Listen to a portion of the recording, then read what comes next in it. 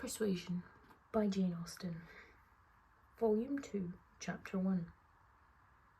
The remainder of Anne's time at Uppercross, comprehending only 2 days, was spent entirely at the mansion house, and she had the satisfaction of knowing herself extremely useful there, both as an immediate companion and as assisting in all those arrangements for the future, which in Mr. and Mrs. Musgrove's distressed state of spirits would have been difficulties. They had an account from Lyme the next morning. Louisa was much the same. No symptoms worse than before had appeared.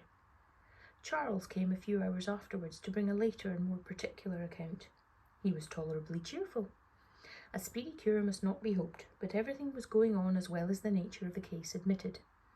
In speaking of the Harvilles, he seemed unable to satisfy his own sense of their kindness, especially of Mrs. Harville's exertions as a nurse. She really left nothing for Mary to do. He and Mary had been persuaded to go early to their inn last night. Mary had been hysterical again this morning. When he came away, she was going to walk out with Captain Benwick, which he hoped would do her good. He almost wished she had been prevailed upon to come home the day before, but the truth was that Mrs. Harville left nothing for anybody to do. Charles was to return to Lyme the same afternoon, and his father had at first half a mind to go with him, but the ladies could not consent. It would be going only to multiply trouble to the others and increase his own distress. A much better scheme followed and was acted upon. A chaise was sent for from Crewe Cairn, and Charles conveyed back a far more useful person in the old nursery maid of the family, one who, having brought up all the children and seen the very last, the lingering and long-petted Master Harry, sent to school after his brothers, was now living in her deserted nursery to mend stockings and dress all the blains and bruises she could get near her, who consequently was only too happy in being allowed to go and help nurse dear Miss Louisa.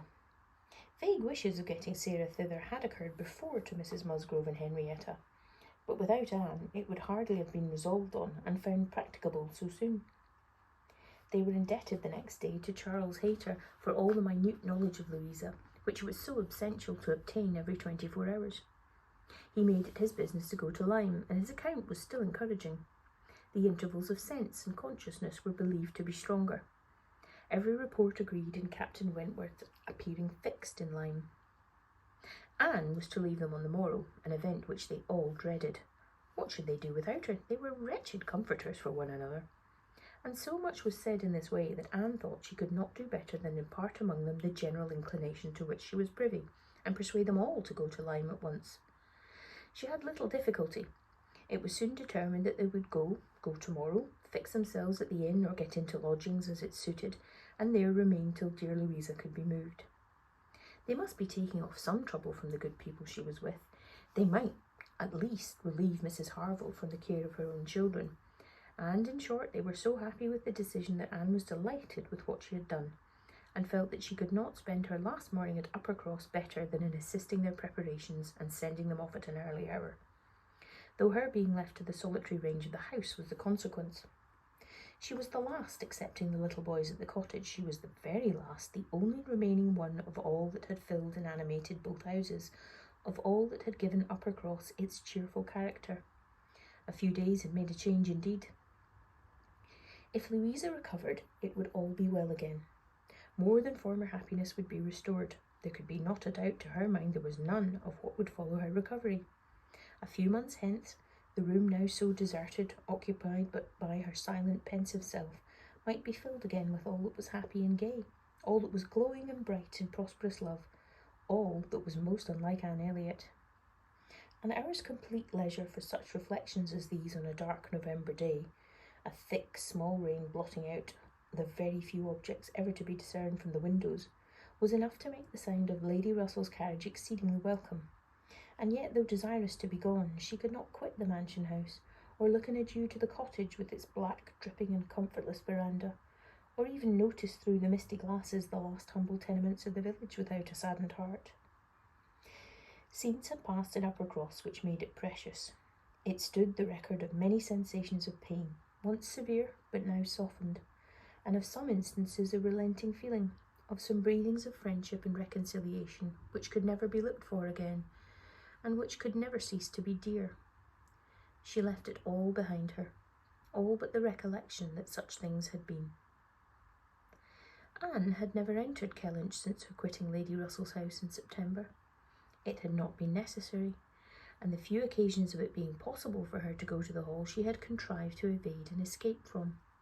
Her first return was to resume her place in the modern and elegant apartments of the lodge, and to gladden the eyes of its mistress.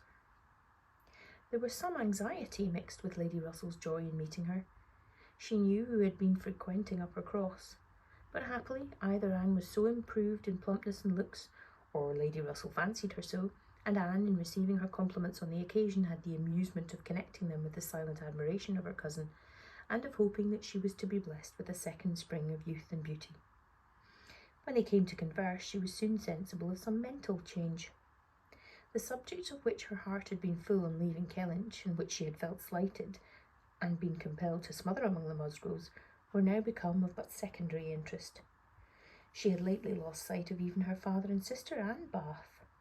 Their concerns had been sunk under those of Uppercross, and when Lady Russell reverted to their former hopes and fears, and spoke her satisfaction in the house at Camden Place which had been taken, and her regret that Mrs. Clay should still be with them, Anne would have been ashamed to have it known how much more she was thinking of Lyme and Louisa Musgrove and all her acquaintance there. How much more interesting to her was the home and the friendship of the Harvilles and Captain Benwick than her own father's house in Camden Place, or her own sister's intimacy with Mrs. Clay. She was actually forced to exert herself to meet Lady Russell with anything like the appearance of equal solicitude on topics which had by nature the first claim on her. There was a little awkwardness at first in their discourse on another subject. They must speak of the accident at Lyme. Lady Russell had not been arrived 5 minutes the day before when a full account of the whole had burst on her, but still it must be talked of. She must make inquiries, she must regret the imprudence, lament the result, and Captain Wentworth's name must be mentioned by both. Anne was conscious of not doing it so well as Lady Russell. She could not speak the name and look straight forward to Lady Russell's eye till she adopted the expedient of telling her briefly what she thought of the attachment between him and Louisa. When this was told, his name distressed her no longer.